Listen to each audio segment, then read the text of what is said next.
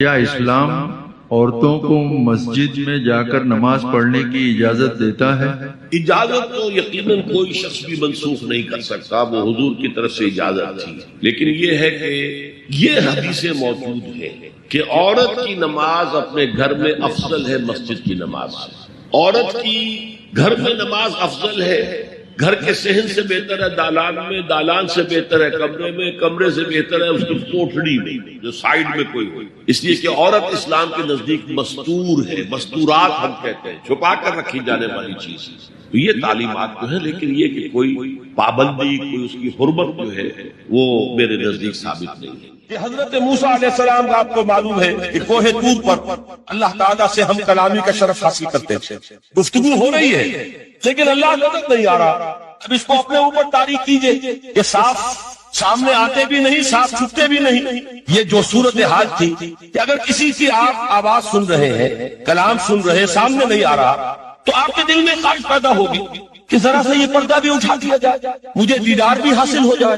لہذا سورہ اعراف میں ہے جب کئی بار یہ شرف ہم کلامی حاصل ہوا اللہ سے، تو حضرت موسیٰ علیہ السلام نے بڑی ہمت سے کام لیا، بڑی جرأت کی درخواست کر دی، رب ارنی انظر الیک۔ یہ جو پردہ بیچ میں حائل کیا ہوا ہے پروردگار، تو میرا شوق دیکھ، میرا اشتیاق دیکھ، تو مجھے ذرا دیدار بھی عطا ہو جائے۔ اس پر کیا بات کہی گئی؟ لن ترانی، موسیٰ تم مجھے ہرگز نہیں دیکھ سکتے، تم اس جسد ظاہری کے ساتھ، اس جسد مادی کے ساتھ، ان عنصری آنکھوں سے میرا دیدار نہیں کر سکتے۔ ولیکن انظر الی الجبل، دیکھو ہم تمہیں ایک مثال دیے دیتے ہیں، ذرا اس پہاڑ کی طرف دیکھو، ہم اپنی ایک تجلی اس پر ڈالیں گے۔ فَإِنِ اسْتَقَرَّ مَكَانَهُ فَسَوْفَ تَرَانِي، اگر وہ پہاڑ ہماری تجلی کو جھیل جائے، تحمل کر لے، تو تم بھی سوچنا کہ شاید ہمیں دیکھ سکو۔ اس کے بعد ہوا کیا؟ فَلَمَّا تَجَلَّى رَبُّهُ لِلْجَبَلِ جَعَلَهُ دَكًّا وَخَرَّ مُوسَىٰ صَعِقًا، جب اللہ تعالیٰ نے پہاڑ پر اپنی ایک تجلی ڈالی تو وہ پہاڑ جو ہے پھٹ گئے، اور موسیٰ،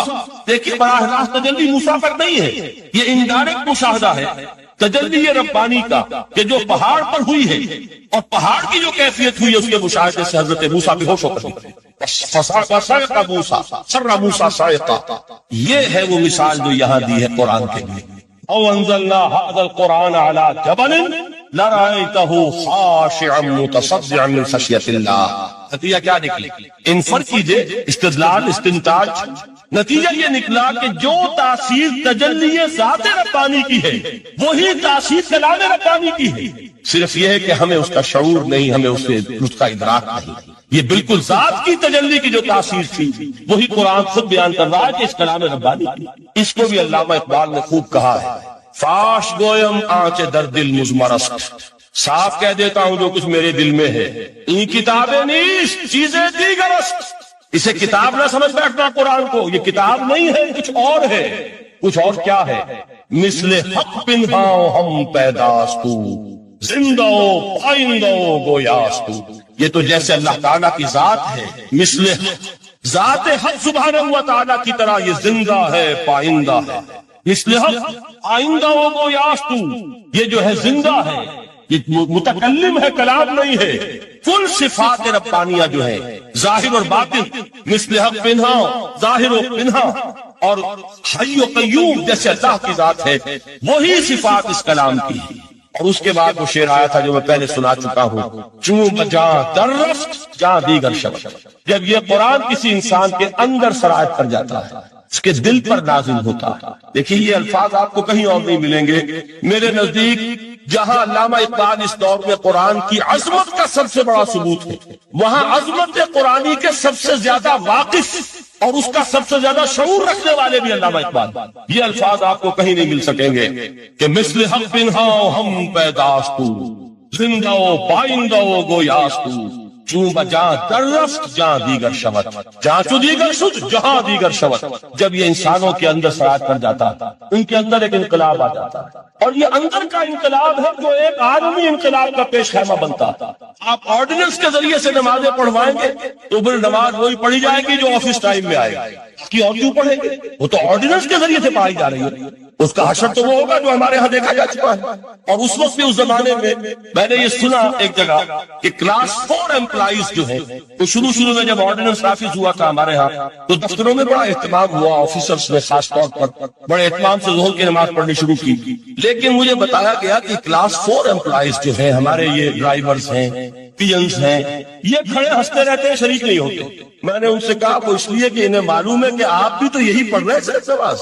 باقی آپ کے ڈرائیور سے اور آپ کے خانسامہ سے یہ بات چھپی ہوئی نہیں ہے کہ عصر آپ نے بھی نہیں پڑھنی، یہ صرف زور ہے جو آپ پڑھ رہے ہیں. تو یہ اصل میں اندر کا انقلاب جب تک نہ آئے، باہر کا ٹھوسا ہوا انقلاب وہ تو جب پریشر ہٹ جائے گا تبدیلی ختم ہو جائے گی. چوں بجا کر رفت جہاں دیگر شبد، اندر انقلاب آئے. جب اندر تبدیلی ہو جائے گی اب انسان کا پورا وجود بدلے گا، پھر اس کے اندر سے تبدیلی جو ہے وہ ابھرے گی. اسے کسی خارجی دباؤ کی ضرورت نہیں ہوگی. جہاں تو دیگر شد جہاں دیگر شود. اور جب انسانی شخصیتوں کے اندر یہ انقلاب اندر سے آتا ہے تو پھر وہ عالمی انقلاب بنتا ہے. جیسے کہ محمد رسول اللہ کا انقلاب. واقعہ یہ ہے کہ اگر جوش کانسپیریسی، عبداللہ ابن سبا کی سازش اگر کامیاب نہ ہو گئی ہوتی اور مسلمانوں کے اندر آپس کا اختلاف اور سرپٹول نہ ہو جاتا، جو حضرت عثمان کی شہادت، پھر حضرت علی کی شہادت رضی اللہ تعالی عنہما، اور حضرت علی کی دوران خلافت کی آپس کے جو جنگیں ہوئی، جنگ جمل، جنگ صفین، جنگ نہروان، اگر یہ نہ ہوئی ہوتی تو جس سپیڈ کے ساتھ اور رفتار کے ساتھ انقلاب محمدی کی توسیع ہو رہی تھی علی صاحب الصلاۃ والسلام، کوئی طاقت دنیا میں نہیں تھی. اقبال نے اس کا بھی نقشہ کھینچا ہے کہ تھمتا نہ تھا کسی سے سیل رواں ہمارا. وہ سیل رواں تھا، کوئی روکنے والا نہیں. انٹرنل سیبوٹاج وہ ہے کہ جس نے اس انقلاب کا راستہ روکا. تو واقعہ یہ ہے کہ وہ اندرونی انقلاب حضور نے برپا کیا قرآن کے ذریعے صحابہ میں. اندر سے جو انقلاب تھا اس نے عرب میں ایک انقلاب کی شکل اختیار کی. اور یہ انقلاب جو ہے اتنی اپنے اندر قوت رکھتا تھا، اتنی پوٹینشیلٹی تھی اس کی کہ وہ 20 برس کے اندر کہاں آکسس دریائے جیہو، کہاں اٹلانٹک. تصور تاریخ میں اس سے پہلے اتنی بڑی کوئی مملکت قائم ہوئی نہیں. کہاں یمن اور کہاں ایشیائے کوچک، ایشیا مائنر، ٹرکی، یہاں سے وہاں اور وہاں سے یہاں اتنی عظیم مملکت حضرت عثمان رضی اللہ تعالیٰ عنہ کے خلافت میں ہو چکی تھی. یہ بات اگر یہ چلتا معاملہ آگے تو کوئی قوت اب نہیں رہی تھی. سلطنت روما ختم ہو چکی تھی، سلطنت کسریٰ ختم ہو چکی تھی، بچتے اڑ گئے تھے. طاقت رہ گئی تھی جو شراب کا راستہ روکتی. یہ وہ یہودی سازش ہے جس نے اندر سے سبوٹاج کیا. بہرحال یہ ہے انقلاب محمدی کا طریقہ، اندر سے تبدیلی. اسی کو علامہ اقبال نے کہا ہے، تیرے ضمیر پہ جب تک نہ ہو نزول کتاب، گرہ کشا ہے نہ راضی نہ صاحب کشاف. یہ قرآن اب بھی تم ایسے محسوس کرو کہ جیسے تمہارے دل پر نازل ہو رہا ہے. اور مجھے یاد آیا امام ابن قیم رحمۃ اللہ علیہ، ان کا ایک بڑا پیارا جملہ ہے. وہ کہتے ہیں قرآن کے بعض پڑھنے والے ایسے ہیں کہ جب وہ قرآن کو پڑھتے ہیں تو یوں محسوس کرتے ہیں کہ قرآن مصحف میں لکھا ہوا نہیں ہے، ان کے اپنے دل کے اوپر کندہ ہے، اوپر سے پڑھ رہے ہیں. یعنی کہ اتنی کامل مطابقت وہ محسوس کرتے ہیں، اپنی فطرت، ہیومن نیچر اور قرآن کے اندر اتنی مطابقت ہے. اس طرح وہ ٹیلی کرتے ہیں ایک دوسرے کے ساتھ کہ محسوس ہوتا ہے کہ وہ کتاب ان صفحات میں لکھی ہوئی نہیں ہے بلکہ لوح قلب پر لکھی ہوئی ہے کہ جہاں سے وہ انسان اسے پڑھ رہا ہے. تو پہلی بات تو قرآن مجید کی آیت کے حوالے سے اس پہلو سے ہمارے سامنے آئی کہ جو تاثیر ہے ذات ربانی کی تجلی کی، وہی تاثیر ہے اس قرآن مجید کی، بشرطے کہ ہمارے دل جو ہیں وہ کچھ اپنے اندر اس استعداد اور صلاحیت کو پیدا کرتا ہے. دوسرا مقام ہے سورہ یونس کا. کسی کلام کی عظمت کا دوسرا پہلو ہو سکتا ہے اس کی افادیت کے اعتبار سے. اس سے فائدہ کیا ہوگا نوع انسانی کے لیے؟ دیکھیے 2 آیات یہ عظیم خزانے ہیں عظمت قرآن کے. سورہ یونس میں یا ایھا الناس، اے لوگو، قد جاءتکم موعظۃ من ربکم وشفاء لما فی الصدور وہدی ورحمۃ للمؤمنین. 4 الفاظ نوٹ کر لیجیے. اے لوگوں، آ گئی ہے تمہارے پاس وہ چیز تمہارے رب کی طرف سے جو موعظہ ہے. موعظہ کسے کہتے ہیں؟ نصیحت. اس بات کو ذرا سمجھ لیجیے ترتیب کیا ہے. نصیحت اسے کہتے ہیں. یہ یاد دلایا ایک صاحب نے کہ سورہ رحمان کی ابتدائی آیات کا بیان تو رہ گیا، اور نہیں میں نے پڑھا کسی اور ترتیب سے تھا، بیان کسی اور ترتیب سے کر رہا ہوں. پڑھنے میں 4، 2 اور 1، اور اب جو میں بیان کر رہا ہوں پہلے 1 آیت سورہ حشر کی جو بیان کی، اب 2 آیات ہے سورہ یونس. لوگوں، تمہارے پاس آ گئی ہے تمہارے رب کی طرف سے موعظت، اور تمہارے سینوں کے اندر جو روگ ہیں ان کے لیے علاج. توجہ کیجیے گا، ہم نے قرآن کو کیا سمجھا ہے؟ صرف ایک مقدس کتاب، ایک حصول ثواب یا ایصال ثواب کا آلہ قرآن ہے کیا؟ نمبر ایک موعظہ. موعظہ کسے کہتے ہیں؟ وعظ اسے کہتے ہیں وہ بات جس سے دل نرم ہو جائے، دل کے اندر گداز پیدا کرنے والی شے. وجہ کیا ہے؟ اعلیٰ سے اعلیٰ حکیمانہ بات کسی سے کہی جائے، دل سخت ہے، اثر نہیں ہو، ایک کرسٹ آ جاتا ہے انسان کے دل کے اوپر. جیسے کہ یہود کے علماء کے بارے میں فرمایا گیا، ثم قست قلوبكم فهي كالحجارة أو أشد قسوة وإن من الحجارة لما يتفجر منه الأنهار وإن منها لما يهبط من خشية الله وإن منها لما يشقق فيخرج منه الماء. اے لوگوں پھر تمہارے دل سخت ہوتے چلے گئے، پھر وہ پتھروں کے مانند سخت ہو گئے، بلکہ ان سے بھی زیادہ سخت، اس لیے کہ پتھروں میں تو وہ بھی ہوتے ہیں کہ جو اللہ کے خوف سے گر جاتے ہیں، پتھروں میں وہ بھی ہوتے ہیں کہ جو اللہ کی خشیت سے پھٹ جاتے ہیں، ان میں سے پانی بہ نکلتا ہے. پتھر تو اس طرح کے ہیں، لیکن انسان کا دل جب سخت ہو جائے، جب پتھر بن جائے، تو کوئی شے دنیا کی اس کی سختی کا مقابلہ نہیں کر سکتی. پہلے اس سختی کو نرم کریں گے، جیسے زمین ہے چٹیل زمین، اس زمین کے اندر ہل چلے گا تو بارش جو ہے فائدہ دے گی. اس کو آپ زمین کو نرم کرتے ہیں تاکہ وہ بارش کو جذب کرے، ورنہ چٹیل زمین ہے سخت، وہ پانی بہ جائے گا اور وہ زمین کے اندر جذب نہیں ہوگا. تو پہلا لفظ استعمال کیا موعظہ. یہ قرآن واعظ ہے، نصیحت ہے، دلوں کو نرم کرتا، دلوں پر جو گرفت آ گیا ہے سخت اسے توڑتا، اس میں ہل چلاتا ہے. پھر کیا کرتا ہے؟ پھر جب یہ جذب ہوتا ہے، شفاء لما فی الصدور، جو سینے کے روگ ہیں ان کے لیے شفا.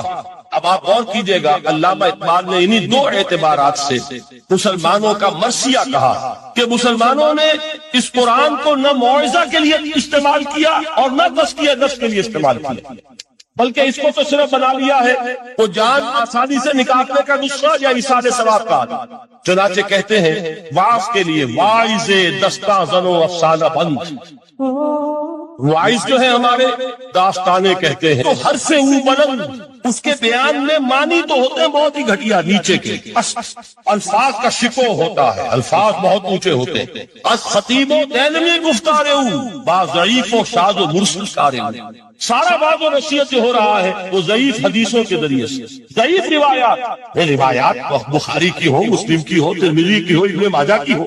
کہا خطیب بغدادی اور دینمی وہ کتابیں کہ جن کی کوئی سند نہیں ہے، وہاں کی روایات کے ذریعے سے لوگوں کو تذکیر کرنے کی کوشش کر رہے ہیں.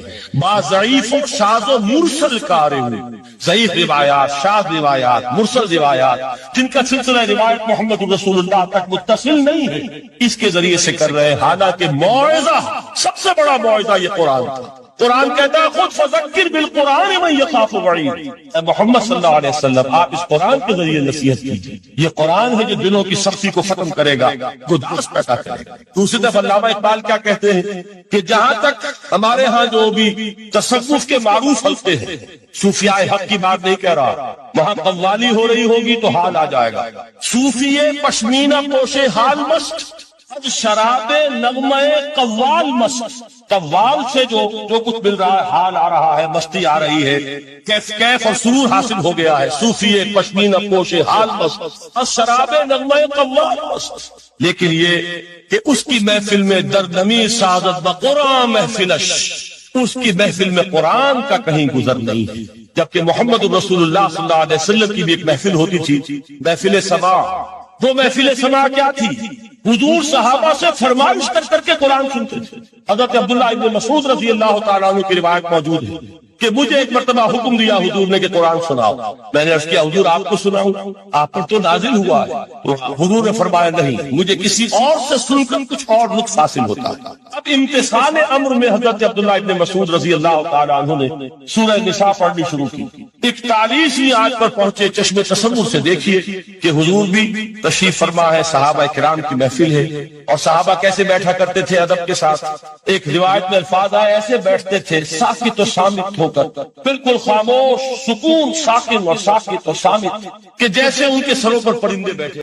شکر اصل میں ایک جذبہ ہے کہ جو کسی کے ساتھ اگر کسی نے خیر کیا ہو، بھلائی کی ہو، احسان کیا ہو، کسی تکلیف سے اس کو بچایا ہو، چھٹکارا دلایا ہو، تو ایک جذبہ پیدا ہوتا ہے انسان کے قلب کی گہرائی سے.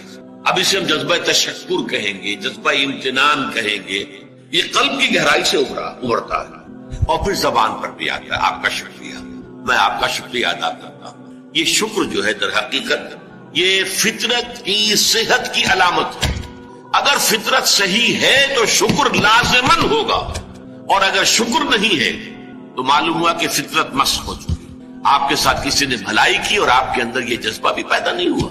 یہ تو حیوانات تک کے اندر، آپ کسی پیاسے جانور کے سامنے پانی رکھیے، کوئی بکری ہو، کوئی اور ہو، کوئی گائے ہو، پیاسا ہو، بندھا ہوا ہے، وہ تو ادھر ادھر دوڑ کر اپنی پیاس پوری نہیں کر سکتا، بالٹی میں پانی رکھ دیجیے، وہ پی کر پھر وہ آنکھیں اٹھا کر آپ کو دیکھے گا، وہ جانور تو اس کی آنکھوں کے اندر سے آپ کو جذبہ تشکر چھلکتا ہوا نظر آئے۔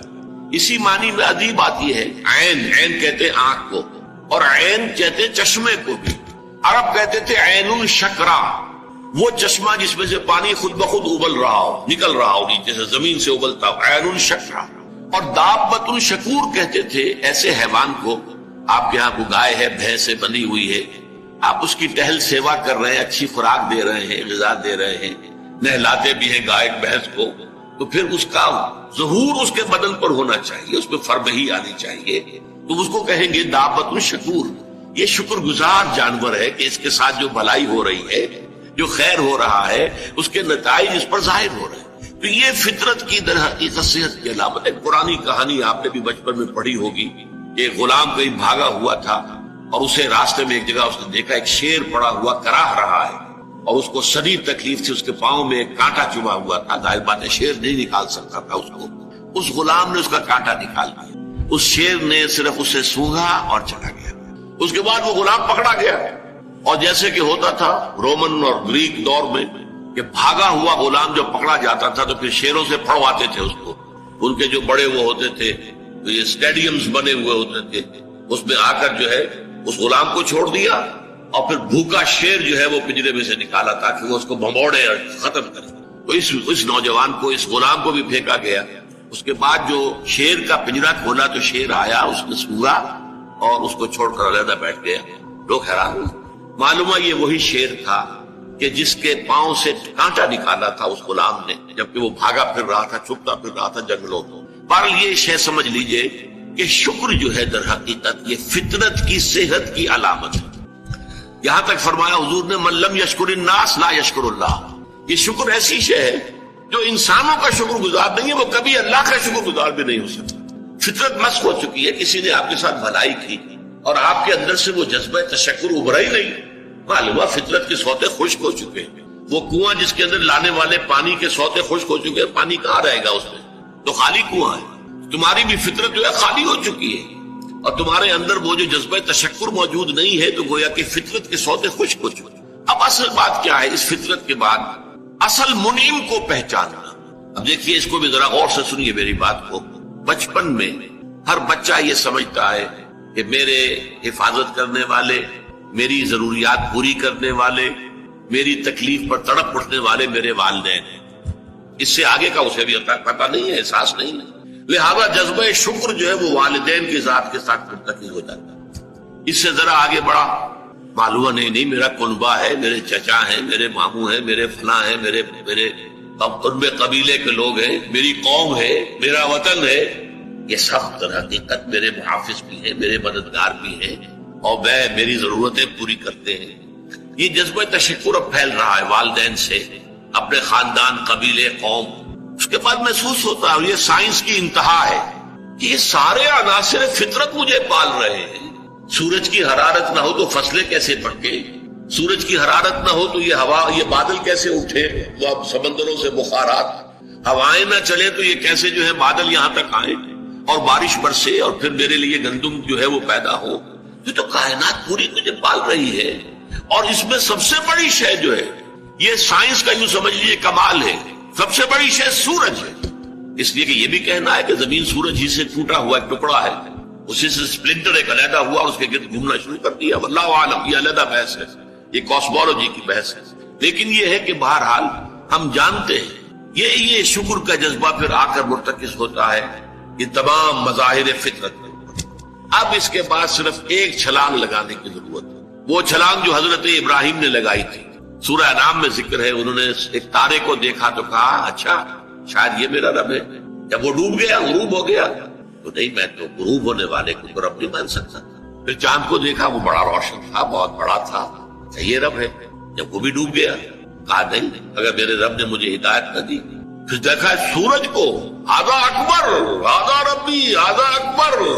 فلما افلت، جب وہ بھی غروب ہو گیا تو پھر اس کے بعد جو چھلانگ لگائی انہوں نے کیا، انی وجہت وجہی للذی فطر السماوات والارض حنیفا، میں نے اب اپنا رخ کر لیا ہے، اپنا چہرہ کر لیا ہے رخ پر اس ذات کے جس نے آسمانوں اور زمین کو پیدا کیا ہے، جو سورج اور چاند اور ستاروں کا پیدا کرنے والا ہے، حنیفا یکسو ہو کر، وما انا من المشرکین، اور میں ہرگز مشرکوں میں سے نہیں. یہ ہے عقل کی آخری چھلانگ.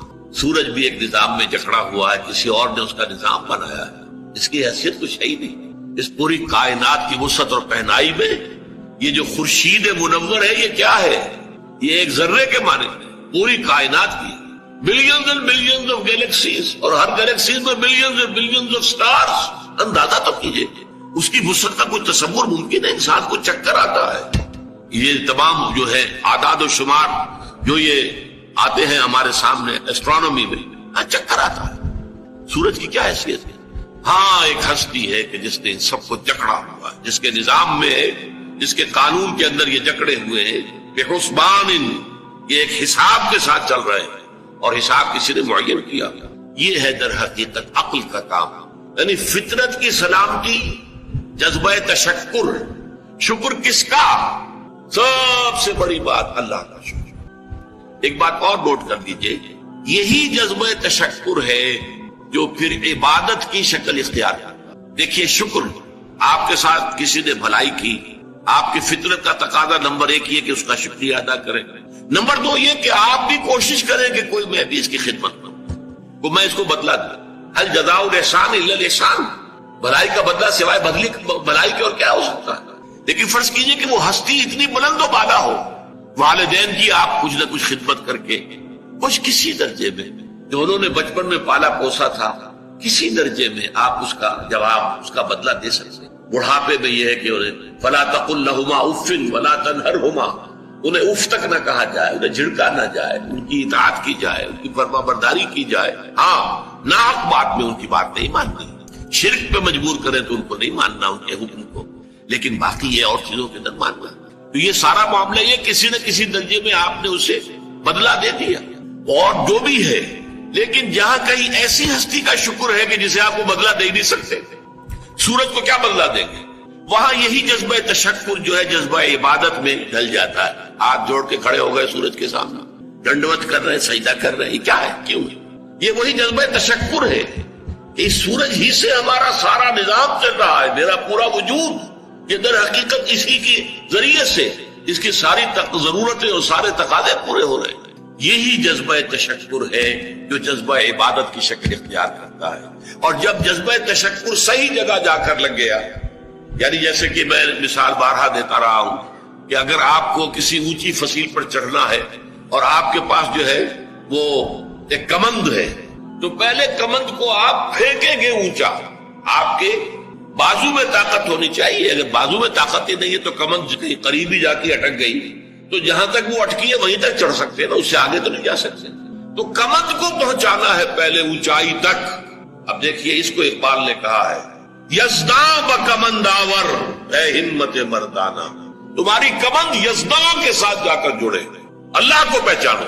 تمہاری عقل کا جو ہے در حقیقت امتحان یہ ہے کہ اصل منعم حقیقی، اصل محسن حقیقی، اس کے انعامات، اس کے احسانات، اس نے تمہیں پیدا کیا، تمہاری ضرورت کی چیزیں پیدا کی.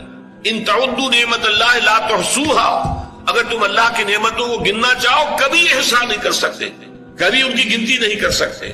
اس کے لیے تمہارا جذبہ شکر جو ہے وہ ڈھل جانا چاہیے جذبہ عبادت میں. اور یہاں اس رکوع کے اعتبار سے اس کی جو سب سے بڑا مظہر ہے وہ اب آ رہا ہے، وَإِذْ وَلَقَدْ آتَيْنَا لُقْمَانَ الْحِكْمَةَ أَنِ اشْكُرْ لِلَّهِ، أَنِ اشْكُرْ لِلَّهِ، گویا کہ حکمت کا تقاضا یہ کہ شکر کا جذبہ اللہ تعالیٰ کی ذات کے ساتھ وابستہ ہے. وَمَنْ يَشْكُرْ فَإِنَّمَا يَشْكُرُ لِنَفْسِهِ، اور جو کوئی شکر کرتا ہے وہ اپنے بھلے کو کرتا ہے. اللہ کا کوئی کام نہیں بنتا اس سے، اللہ کی کوئی ضرورت پوری نہیں ہوتی. وہ ضرورت سے مبرہ ہے، منزہ ہے، اعلیٰ ہے، عرفہ ہے، اس کی کوئی ضرورت نہیں، احتیاج ہے ہی نہیں، وہ محتاج نہیں ہے، وہ تو غنی ہے. تو اس لیے فرمایا من یشکر فانما یشکر لنفسی. لنفسی سے مراد کیا ہے؟ اگر آپ کے اندر جذبہ شکر ہے اور وہ جذبہ تشکر جا کر ذات باری تعالیٰ کے ساتھ منسلک اور ملحق بھی ہو گیا ہے، اب آپ کی شخصیت کا ترفع ہوگا، شخصیت ابھرے گی، شخصیت اپچے گی، شخصیت کی ترقی ہوگی، شخصیت میں ترفع پیدا ہوگا، بلندی آئے گی. تعمیر سیرت جسے کہتے ہیں، جسے اقبال تعمیر خودی کہتا ہے، صحیح معنی میں واقعتاً آپ ایک ایسے انسان بن سکیں گے کہ جن کے بارے میں قرآن نے کہا ہے کہ وَلَقَدْ خَلَقْنَا الْإِنسَانَ فِي أَحْسَنِ تَقْوِيمٍ. ہم نے انسان کو بہترین حساب پر پیدا کیا. وہ انسان بننے کے لیے ضروری ہے کہ آپ کی فطرت سلیم ہو اور عقل سلیم. فطرت سلیمہ جذبہ تشکر موجود ہو، عقل سلیم اصل محسن کو پہچان لے، اصل منعم کو پہچان لے، اور یہ منسلک ہو جائے کہ جذبہ تشکر ذات باری تعالیٰ کے ساتھ. تو اس کا بھلا تمہیں کو پہنچے گا، تمہاری شخصیت کی تعبیر ہوگی، تمہاری خودی جو ہے وہ پختہ ہوگی، مضبوط ہوگی، تمہاری اپنی سیرت و کردار جو ہے اس کی نشو و نما ہوگی. ومن یشکر فانما یشکر لنفسہ ومن کفر، اور جو کفر کرے فإن اللہ غنی حمید، تو اللہ تو غنی ہے اور حمید.